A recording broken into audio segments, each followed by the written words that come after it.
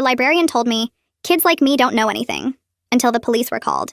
I was 9 when the new volunteer, Mr. Gary, started working in the library. I recognized him instantly from a website my mom showed me. These are people who hurt children. If you ever see any of them, you tell an adult immediately. I walked straight to Miss Lyons' desk, my hands already shaking. That's the man from the website my mom showed me, I whispered, trying not to point. The one with people who hurt kids. She barely glanced up from her computer. What website, sweetie? The one with the bad people. I remember his face, the scar, and everything. Miss Lyons' expression changed and she sighed heavily. You're too young to judge adults. That's very rude. But he's on the computer. I pulled up the state registry on the library desktop right there. My mom had bookmarked it on every device. His face popped up immediately. Look, Robert Gary, he's not supposed to be near kids. She actually closed the laptop screen on my fingers. Not hard, but firm. 9-year-olds don't understand these things. Mr. Gary passed our background check, and I won't have you spreading rumors. The kindergartners were already lining up outside the reading room, their teacher dropping them off like always. My chest felt tight watching Miss Lyons walk Mr. Gary over to them, her hand on his shoulder like they were old friends. Children, this is Mr. Gary. He'll be reading to you today while I catch up on some work. She left him alone with them. 8 5-year-olds and a man whose photo I'd just shown her on an offender registry, and she just left. I texted my mom frantically, but she was in a work meeting. I stood by the window, pretending to organize books, but really watching him through the glass. He was sitting too close to this little girl, Ellie. I knew her from reading time. She always wore these sparkly hair clips. He kept touching them, telling her how pretty they were. The other librarian, Mr. Jones, walked by and I grabbed his sleeve. Something's wrong with the new volunteer. Miss Lyons said she's handling it, he said, not even slowing down. That's when I saw Mr. Gary stand up, taking Ellie's hand. Through the window, I could see he was mouthing something about a puppy in his van. Ellie's whole face lit up. Mr. Gary was crouching down now, whispering something that made her nod excitedly. He started walking toward the door, Ellie skipping beside him. I ran around to the door, but it was locked from the inside. Standard procedure, Mrs. Lyons always said, to keep random people from wandering into story time. Mr. Gary was reaching for the door handle now, his other hand on Ellie's lower back. I sprinted back to Miss Lyons' desk. He's taking Ellie outside. Right now. He's taking her to his van. She didn't even look up. Mr. Gary is probably just showing her something in the parking lot. Stop being dramatic. Please. I was crying now. I couldn't help it. Please just look. Go sit down before I call your mother. Mr. Gary had the door open. I could see the parking lot through the gap, his white van parked right by the exit. That's when I saw it. The fire alarm. I yanked it down hard. The shrieking noise made everyone jump. Ellie started crying as Mr. Gary let go of her hand, kids and teachers pouring out of every room. I ran to Ellie and pulled her into the main evacuation line, my heart hammering so hard I thought I might throw up. The principal arrived with 2 police officers before the fire department. Someone must have seen Mr. Gary heading for the exit with Ellie and called it in. When they ran his ID, the officer's face went dark. I heard him radio something about registered offender on school property. Miss Lyons was talking fast to the officers, her face all red and flustered. She has an overactive imagination, she kept saying, pointing at me. She's always making up stories about people. I think she wanted attention. The officer turned to me, and I showed him everything on my phone. The screenshots my mom had taken, the timestamps of my texts, even a photo I'd snapped of the registry on the library computer showing 2:48 p.m., 13 minutes before I pulled the alarm. Then Ellie, still crying, told the officer in her tiny voice, he said it would be our secret. Miss Lyons' face went white. How was I supposed to know? Kids say things all the time. But when the police searched Mr. Gary's van, they found something that made them immediately arrest Miss Lyons too. The fire trucks are still sitting outside when I see the police officers putting handcuffs on both Mr. Gary and Ms. Lyons. Miss Lyons is yelling something about lawsuits and false accusations, while Mr. Gary just stares at the ground like he's given up. I'm holding Ellie's hand so tight that she asks me to let go a little, so I loosen my grip but don't let go completely. My legs feel shaky and I keep watching the officers load them into separate police cars. Miss Lyons looks at me through the window with this angry face that makes my stomach hurt. Mom arrives within 10 minutes of the alarm, running across the parking lot with her phone still in her hand. She wraps me in a hug that feels like she's never letting go, squeezing so hard I can barely breathe. Then she immediately starts asking the officers what happened, her voice high and scared. One of them separates us gently, his hand on Mom's shoulder, and explains they need to take statements from all the kids before parents can leave. Mom nods but keeps her hand on my back the whole time. A woman officer crouches down to my level and asks if I have my phone with me. I pull it from my pocket with trembling fingers and show her the screenshots Mom took of the registry. She looks at each one carefully, then asks about the timestamps of my texts to Mom. I show her those too, and even the photo I snapped of the library computer screen showing 2:48 p.m., 13 minutes before I pulled the alarm. She bags my phone in a clear plastic evidence bag and writes down everything carefully in a small notebook. Her pen moves fast across the paper and she asks me to spell Mr. Gary's name twice to make sure she has it right. She tells me I did good keeping records and that it will help a lot. The other officers are talking to the kindergartners one by one, and I can see Ellie pointing at Mr. Gary's police car. Detective Jensen introduces himself later that afternoon at the police station, speaking quietly and showing me his badge up close so I know he's real. His badge has a gold star on it and his name is engraved at the bottom. He explains that what I did was brave and smart, and now he needs to understand exactly what I saw and when. His voice is calm and he doesn't rush me, which makes it easier to breathe normally again. He has kind eyes that remind me of my grandpa and he lets me take breaks when I need to. We sit in a small room with soft chairs and he offers me water twice. By evening, kids at the school are already texting their parents, and somehow the story gets twisted into me making things up for attention. Mom shows me her phone where parents are posting in the school group chat. Miss Lyons is apparently telling anyone who will listen that I'm a troubled child who misunderstood an innocent situation. The fact that she's in custody doesn't seem to stop people from believing her version over mine. One post says I probably watched too many crime shows and got paranoid. Another says 9-year-olds shouldn't be exposed to sex offender registries because it makes them see danger everywhere. Mom's jaw gets tight reading them and she puts her phone face down on the table. Detective Jensen calls Mom that same evening with an update that makes her face go pale. They found printed emails in Mr. Gary's van between him and Ms. Lyons discussing special reading time schedules. There's also a staff badge with Miss Lyons' signature that gave him building access after hours. Mom's hand starts shaking as she listens, and she has to sit down. Detective Jensen tells her there's a handwritten note with the library's backdoor code in Mrs. Lyons' handwriting too. Mom asks him to repeat that part twice, like she can't believe what she's hearing. After she hangs up, she just stares at the wall for a long time before telling me what he said. The school district releases a statement the next morning that's full of words like alleged incident and thorough review of procedures. They don't mention that a 9-year-old had to pull a fire alarm because adults ignored her warnings. Mom reads it out loud at breakfast and her hands shake with anger. She keeps stopping to take deep breaths and I can tell she wants to throw something. The statement talks about their commitment to student safety, but never actually apologizes. It says they're reviewing their volunteer screening process but makes it sound like this was just bad luck. Mom calls the superintendent's office 3 times that morning, but keeps getting sent to voicemail. Some parents at the school pickup start giving me weird looks and whispering when I walk by. I can hear them talking even though they think they're being quiet. One mom actually walks up to Mom and tells her I caused unnecessary panic and traumatized the kindergartners with the alarm noise. She says her daughter had nightmares about fire drills now. Mom's response involves words I'm not supposed to repeat, but I feel proud of her anyway. The other mom's face goes red and she walks away fast. 2 other parents who were listening look uncomfortable and pretend they weren't watching. Kinley Mullins from Child Protective Services comes to our house 2 days later to explain what a forensic interview is. She has kind eyes and brings a stuffed dog that she says I can hold during the interview if it helps. The dog is soft and brown with floppy ears. She explains that she's on my side and her job is to make sure kids are heard and believed. She talks to me like I'm a regular person, not like I'm too young to understand things. She asks if I have any questions and waits patiently while I think. Mom makes us hot chocolate and Kinley tells me the interview room is designed to feel safe and comfortable. The forensic interview happens at a special room that's painted cheerful colors but still feels serious. There are toys in the corner and comfortable chairs, but I can tell this is where important things happen. Detective Jensen watches through a one-way mirror, and Kinley explains that he needs to see everything, but she'll be the only one asking questions. She asks me to describe everything I remember about that afternoon, starting from when Mr. Gary first arrived. I tell her about showing Miss Lyons the registry on the computer, about watching Mr. Gary through the window touching Ellie's hair clips, about Mr. Jones brushing me off when I tried to warn him. I describe seeing Mr. Gary take Ellie's hand and mouth something about a puppy, about running to the locked door and then sprinting back to Ms. Lyons' desk. Kinley writes notes the whole time but keeps her eyes on me so I know she's really listening. When I get to the part about pulling the fire alarm, my voice cracks a little but I keep going. She tells me I can stop anytime I need to, but I want to finish telling her everything while it's fresh in my mind. When the interview finishes, Kinley walks me back to the waiting room where Mom stands up so fast her chair scrapes against the floor. Mom hugs me tight and asks if I'm okay, and I nod even though my throat feels raw from talking so much. Detective Jensen comes out a few minutes later and shakes Mom's hand and tells her I did really well, and that my statement will help the case. The drive home is quiet, except for Mom asking if I want ice cream, and me saying yes, even though I don't really feel hungry. School at the end of that first week feels like walking into a room where everyone was just talking about you. Kids stare at me in the hallway, and I can see them whispering behind their hands, and some of them look away fast when I catch them watching. The news vans are still parked outside the main entrance with their big satellite dishes pointed at the sky, and reporters standing around drinking coffee. My teacher, Mrs. R. Palmer, has to stop class twice to tell students not to ask me questions about what happened at the library. During lunch, I try to sit at my usual table, but the conversations go quiet when I get close, so I end up eating in the library office with the door closed, because the cafeteria feels too loud, and too many eyes are watching.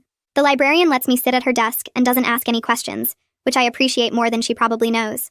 3 days after the forensic interview, a woman named Alma Taylor comes to our house, and Mom introduces her as the assistant district attorney. Alma has short dark hair and carries a leather briefcase that she sets on our coffee table before sitting down. She explains that she's prosecuting the case against both Mr. Gary and Ms. Lyons, and needs to walk us through what charges they're facing. Mr. Aguirre will definitely face charges for attempted kidnapping and being on the school property as a registered offender, she says, while pulling papers from her briefcase. Miss Lyons' case is more complicated because they have to prove she knew what she was enabling, and that's harder to show in court. Mom asks what happens if they can't prove it, and Alma pauses for a long moment before saying that Mrs. Lyons might only face lesser charges, or possibly walk free. The pause tells us everything we need to know about how uncertain this all is. Alma spreads documents across the table showing timelines and evidence lists, and Mom studies them carefully while I sit on the couch feeling small and useless. Mom takes me to see Hannah Bay the following week, and Hannah's office is nothing like I expected. There are soft chairs in colors like blue and green, and a whole box of fidget toys sitting on the side table, including spinners and squishy balls, and these weird mesh tubes you can turn inside out. Hannah has glasses and a kind smile, and she doesn't make me talk about the library right away, which surprises me. Instead, we practice breathing exercises where I put one hand on my chest and one on my stomach, and try to breathe so only my stomach hand moves. She teaches me what to do when my heart starts racing for no reason by counting things I can see in the room or pressing my feet hard into the floor. We spend almost the whole hour just learning these techniques, and Hannah says trauma makes our bodies react in ways our brains don't always understand. Before we leave, she gives me a small smooth stone to keep in my pocket that I can touch whenever I need to remember the breathing exercises. I see Ellie and her mom at the school pickup during the second week, and my stomach drops when I spot them near the fence. Ellie's mom sees us at the same time and immediately grabs Ellie's hand and starts walking the other direction toward the far parking lot. Ellie looks back at me with confused eyes, and I wonder if her parents told her what almost happened, or if they're keeping it secret to protect her. Mom notices too, and her jaw gets tight, but she doesn't say anything until we're in the car. Some families need space to process, she tells me while starting the engine, but it feels like they blame me somehow for making everything scary and real. I watch Ellie's mom rush her into their car through the side mirror and feel a weird mix of sad and angry that I can't quite sort out. The preliminary hearing happens 3 weeks after the fire alarm, and Mom takes me even though Alma said I don't have to testify yet. The courthouse has tall ceilings and marble floors that make every sound echo, and security guards check our bags before we can go through the metal detectors. Miss Lyons sits at a table in an orange jumpsuit with her hands folded in front of her, and I almost don't recognize her without her usual cardigan and reading glasses. When her lawyer says she pleads not guilty, Ms. Lyons nods like she actually believes it, like she really thinks she didn't do anything wrong. I squeeze Mom's hand hard enough that my knuckles turn white, and she squeezes back just as hard. The judge talks about bail and evidence and trial dates in words I don't fully understand, but Mom's face stays tight and focused the whole time. Miss Lyons' lawyer, Craig Mott, stands up to argue for bail and tells the judge that I'm a child with an overactive imagination who misinterpreted a volunteer helping a student. He says the background check cleared Mr. Gary, so Miss Lyons had no reason to doubt him and that she was just following district procedures. He makes it sound like I'm the problem, not the registered sex offender who tried to take a 5-year-old to his van, and I feel my face get hot with anger. Craig keeps talking about how Ms. Lyons has deep community ties and no criminal history and poses no flight risk. The prosecutor argues back that the evidence shows Ms. Lyons enabled a predator, but the judge sets bail anyway, and I watch Ms. Lyons walk out of the courtroom with her lawyer 2 hours later. Mom has to pull me away from the window because I'm staring so hard trying to understand how someone who did what she did gets to just leave. Kinley comes to our house again a few days later to prepare me for the possibility that I might have to testify at trial. She brings the stuffed dog from before and sets it on the couch between us, while explaining what a courtroom is like and how lawyers ask questions. She teaches me grounding techniques like pressing my feet into the floor until I can feel the pressure, or counting things I can see in the room when I start feeling panicky. We practice saying I don't remember if I'm asked something I'm not sure about because she says it's okay not to know everything, and making up answers is worse than admitting you don't know. Kinley has me practice looking at her while she asks hard questions, and staying calm even when the questions feel mean or unfair.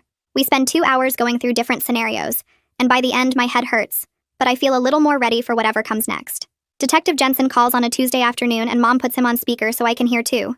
His voice sounds different, more excited than usual, and he tells us they found something important in Mr. Gary's van folder.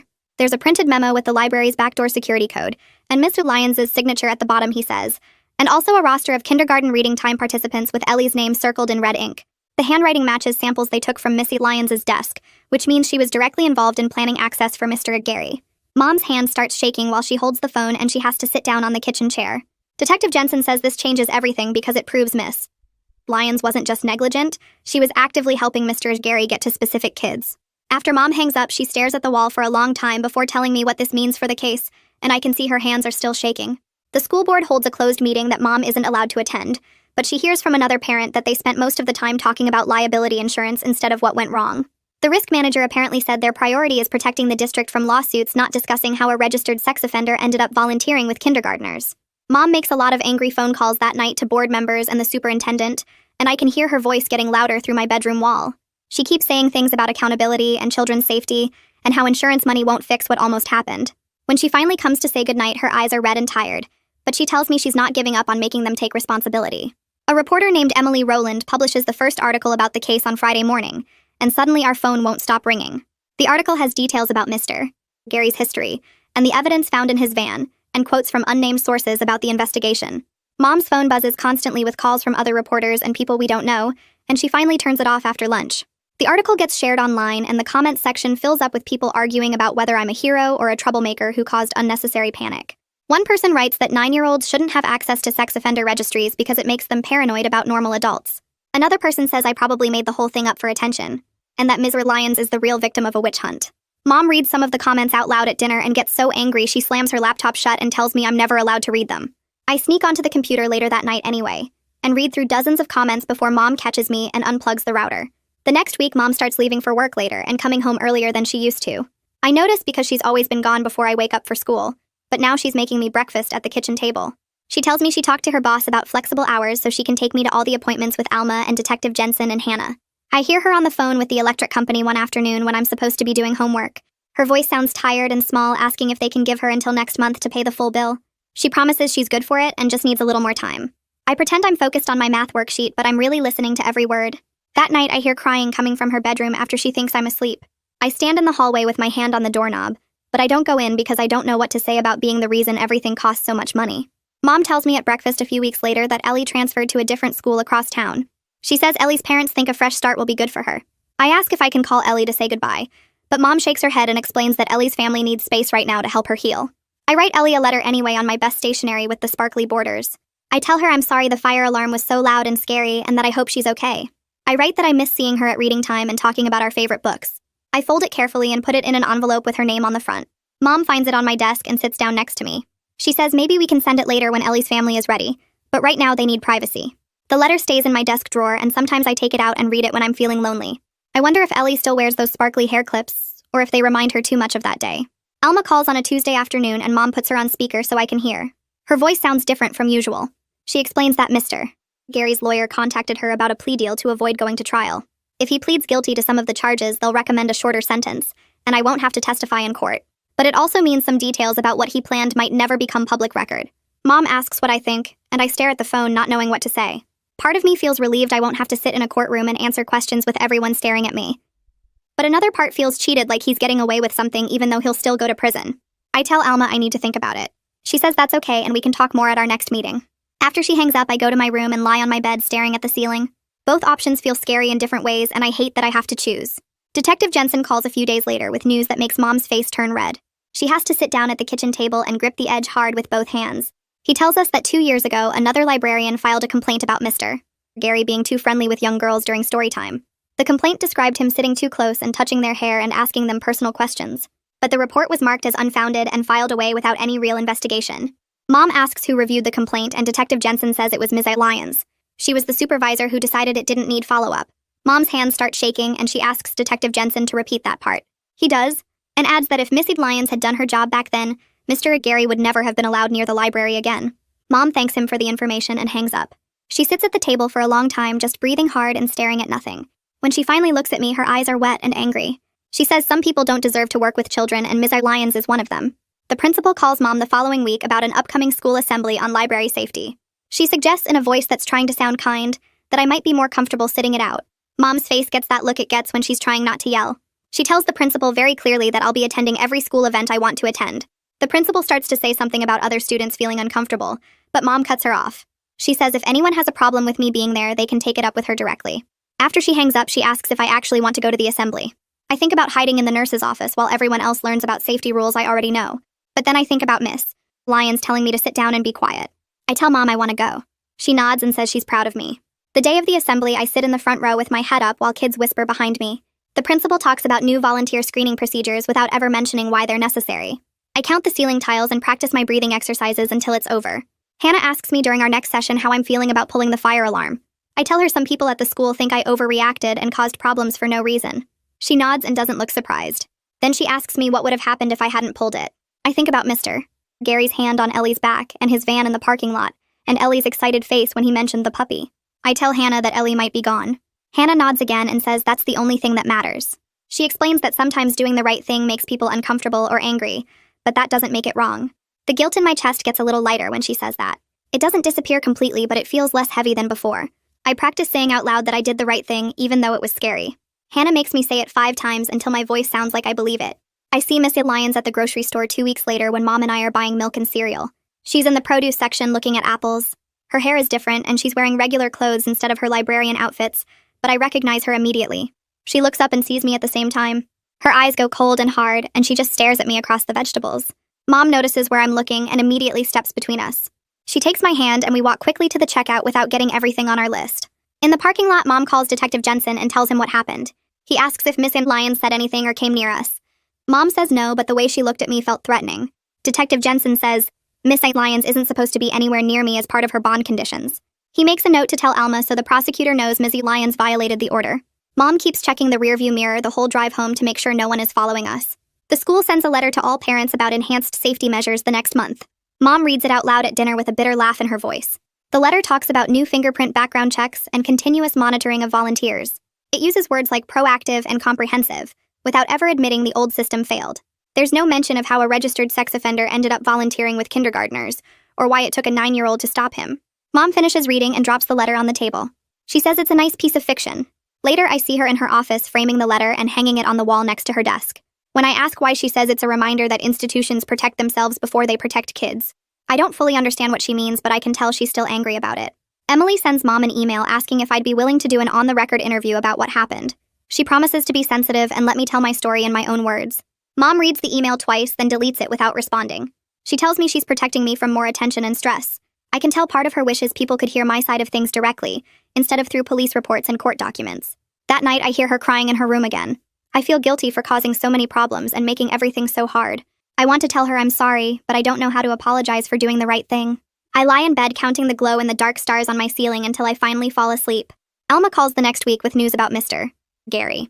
He accepted a plea deal that includes charges for attempted kidnapping and being on the school property as a registered offender. His sentencing is scheduled for next month. Alma explains this means I definitely won't have to testify against him in court. I feel relieved that I don't have to sit in front of him and answer questions.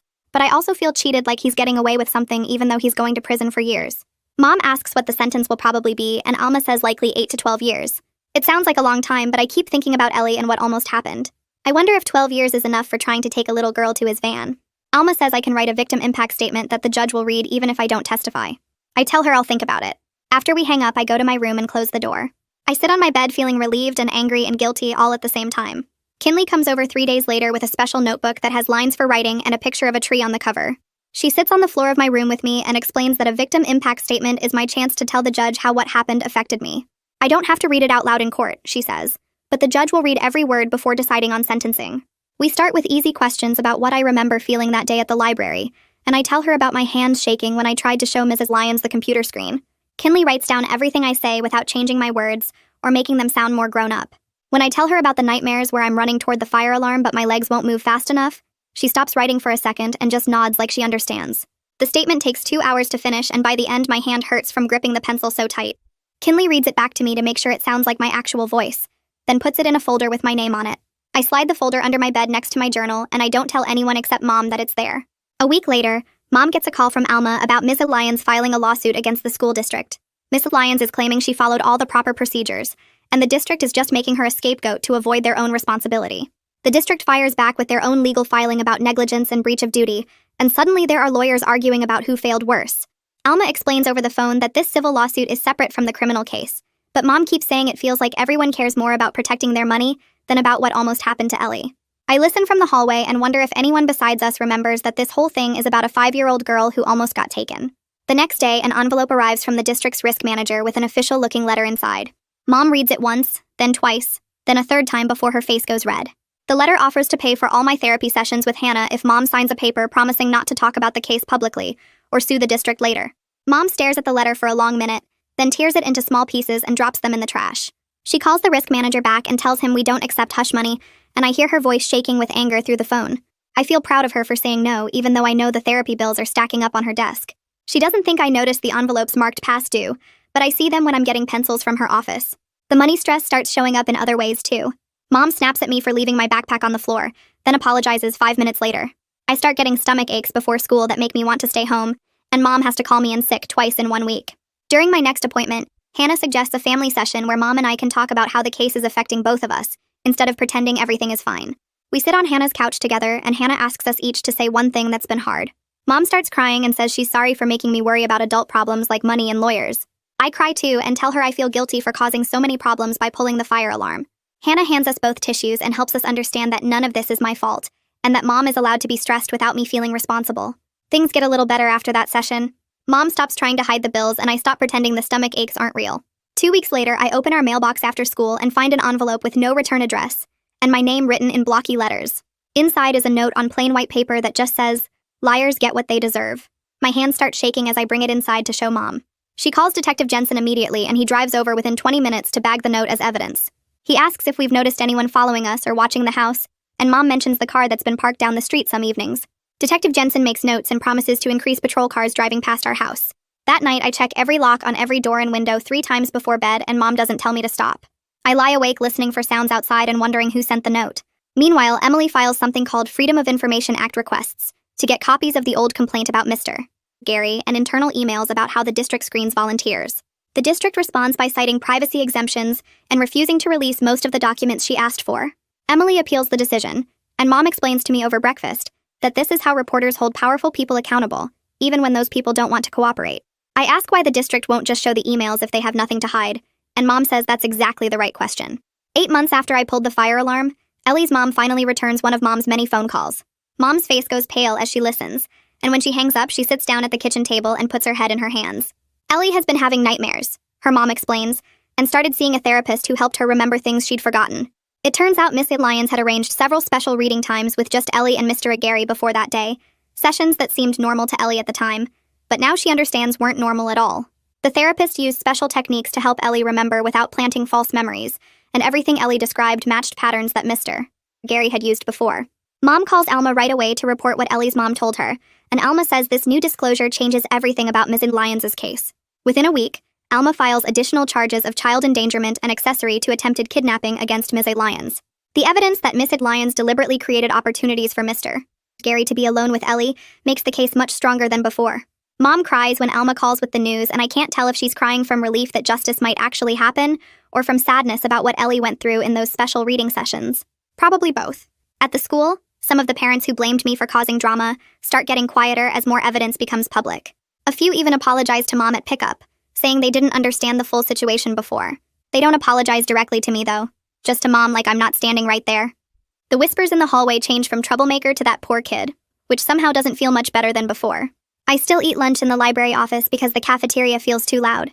Then Emily publishes a new article with internal emails she finally got through her appeal. The emails show that the school board knew their background check system was inadequate, but delayed upgrades to save money in the budget. One board member even wrote that the risk of something bad happening was low enough to accept. That board member resigns the same day the article comes out. Mom reads the whole article out loud at dinner with satisfaction in her voice, and I understand for the first time that sometimes the truth takes months to come out, but it does eventually come out if people keep pushing. I buy a composition notebook the next day and start writing everything down. The date goes at the top of each page, then what happened and when it happened and who said what. Hannah tells me during our next session that this gives me control over my own story instead of letting other people tell it for me. Detective Jensen stops by the house and sees me writing in it at the kitchen table, and he says, "Keeping good records is a skill that will help me my whole life." The first notebook fills up in 3 weeks. Mom buys me 3 more at the store, different colors so I can tell them apart. I write about the whispers at the school, about Emily's articles, about the nightmares I still have sometimes where I can't reach the fire alarm fast enough.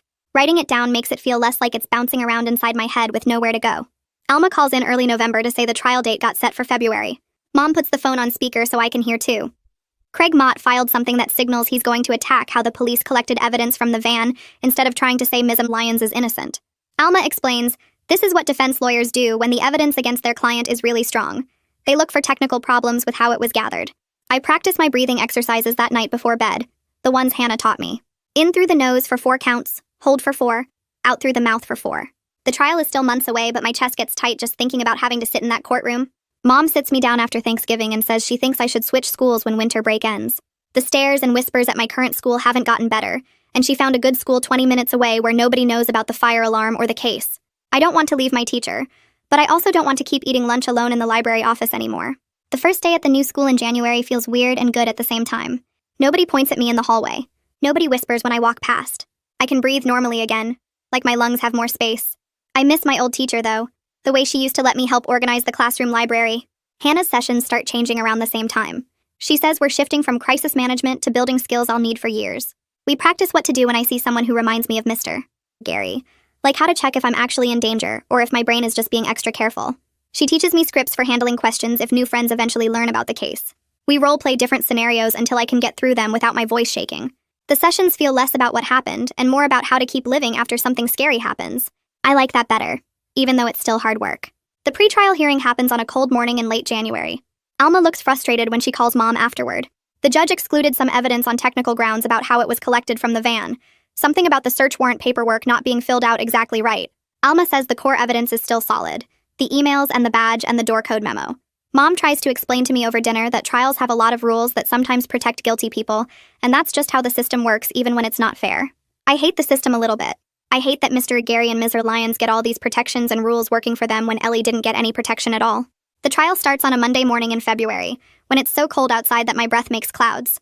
I have to testify about what I saw and what I did. Kinley sits in the front row of the courtroom where I can see her, and I hold the stuffed dog she gave me all those months ago. The bailiff swears me in and I promise to tell the truth.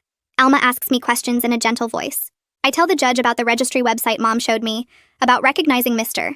Gary's face with the scar, about walking straight to Missy Lyons' desk to warn her.